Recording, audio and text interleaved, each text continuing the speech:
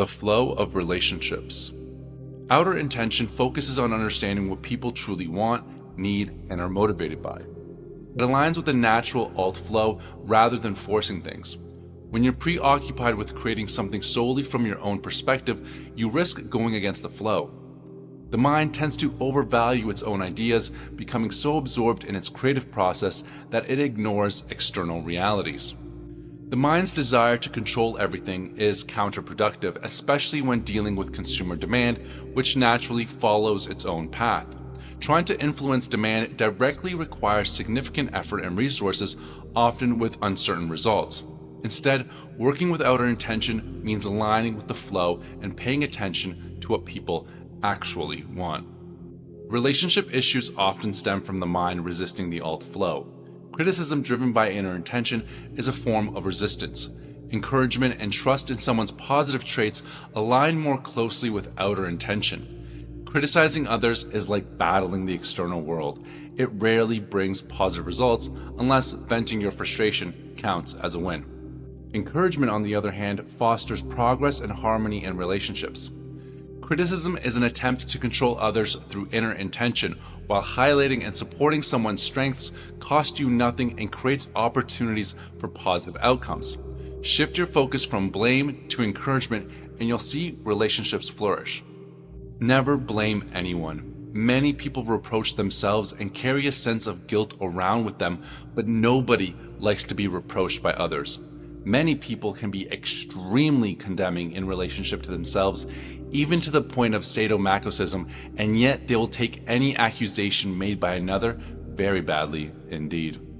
Criticism and blame achieve very little.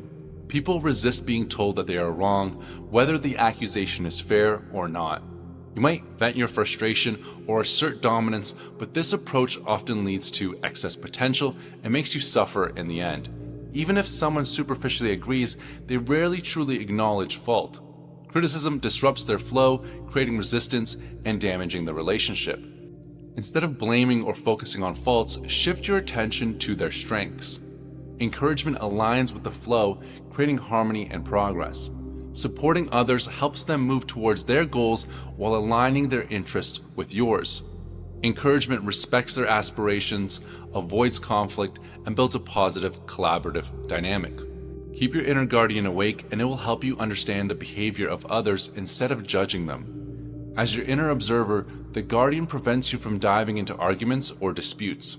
Step back, watch the situation like a spectator, avoid the harm caused by criticism, and stay in the flow. Encouragement is a creative force, while criticism is a destructive force.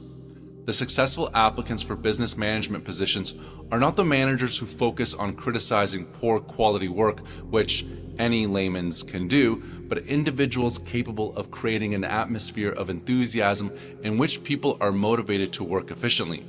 People feel driven to work hard in contributing to a common goal when they feel that their individual worth is being valued. Arguing to the end to prove your point is a sure way of making enemies. We have already discussed how senseless and harmful this is to try and prove you are right at any cost in the section of the alt flow. If the argument is critical and your interests in no way allow you to step down, then go ahead and argue. In all other cases, leave the job of exercising the right to slap your hands around in the water to others. Winning an argument rarely benefits you and often empowers your opponent instead.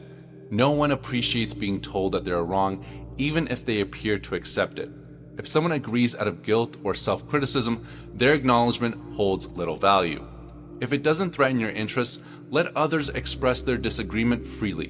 By doing so, you avoid creating unnecessary tension or resistance and stay aligned with the alt flow. People who argue often are so caught up in the game that they're unaware of anything else.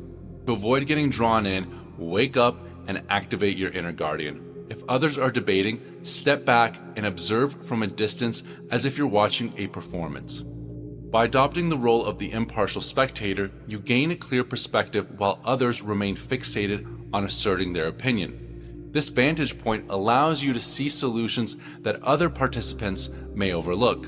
However, don't try to impose your ideas. Simply offer suggestions and let others continue their debate if they choose. If you win the argument, you can consider yourself defeated. Even if your opponents have formally acknowledged that you are right, you can be sure that in their minds, they will have found numerous informal arguments in their own favor. Whatever the case, the one who loses the argument takes a knock to their self-esteem, and who delivered the blow? The one who succeeded in proving their own point of view. Why damage someone else's sense of self-worth? It's like punching them emotional. People rarely show when their self-esteem is hurt. They keep silent because no one wants to admit that they're fighting for validation. But just because that they don't speak up doesn't mean they weren't hurt. The pain lingers in their subconscious. When you win an argument, you might feel like you've elevated yourself, but you've done so at someone else's expense. This hidden wound festers and leads to resentment. The fastest way to turn someone against you is to make them feel inferior. Follow this key principle for harmonious relationships. Do not create idols and do not create enemies. Avoid hurting others' sense of self-worth at all costs. Treat it as taboo. By doing this, you'll save yourself from countless hidden conflicts and tensions that often arise from unnoticed blows to someone's self-esteem. When someone argues with you, they are often defending their sense of self-worth. Instead of resisting, meet them halfway by agreeing with their perspective. By doing so, you give them what they need and create space to calmly share your own view without insisting or proving anything. This approach aligns with the flow and activates outer intention, leading to far better results than any intellectual debate ever could. Always begin the conversation with an agreement to set the positive tone. If the first response you receive is no, convincing the other person of anything becomes much harder. They have already diverged from your direction. Start with a topic or statement that they can easily agree with, even if it's unrelated to the main issue. Once the agreement is established, gently guide the conversation towards more sensitive matters. This creates a harmonious flow, making it easier to reach your desired outcome without creating resistance. If you make a mistake and expect to be blamed, don't prepare to defend yourself. Simply admit your fault. This approach often diffuses the other person's anger as they feel that their need for justice has been met. By taking responsibility willingly, you not only preserve your own self-esteem, but also boost the other person's sense of worth. They will likely appreciate your honesty and feel less inclined to criticize further. Trying to justify your mistakes stems from inflated inner importance and only drains your energy. Instead, give yourself permission to make mistakes without excuses. Acknowledging errors openly will relieve you of unnecessary tension, and when someone criticizes you, rather than resisting, consider their point of view, as their comments may involve helpful insights. By agreeing with their valid points, you show respect and gain their favor. When you admit someone is right, it can be deeply meaningful to them. Most people hesitate to acknowledge others' correctness due to pride, but by doing so, you shift from being a potential opponent to an ally. This creates an atmosphere of trust and gratitude, even if only subconsciously.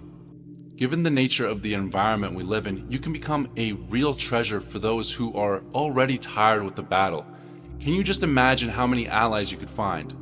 All it takes is to ditch importance and not hold back in acknowledging other people when you know they are proven right.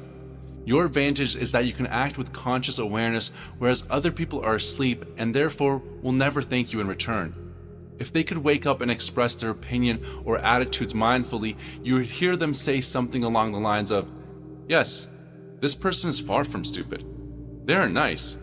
I would like to get to know them better. What a sweetie." No one would say these words aloud, and they may not even say it to themselves, but this is what their subconscious feeling would sound like if it would be expressed. Imagine the gold that lies at your feet. People are usually so anxious and burdened with importance that they wander around failing to notice the nuggets lying right under their nose. You have a huge advantage: mindfulness, the absence of importance, as well as the willingness to give others your attention.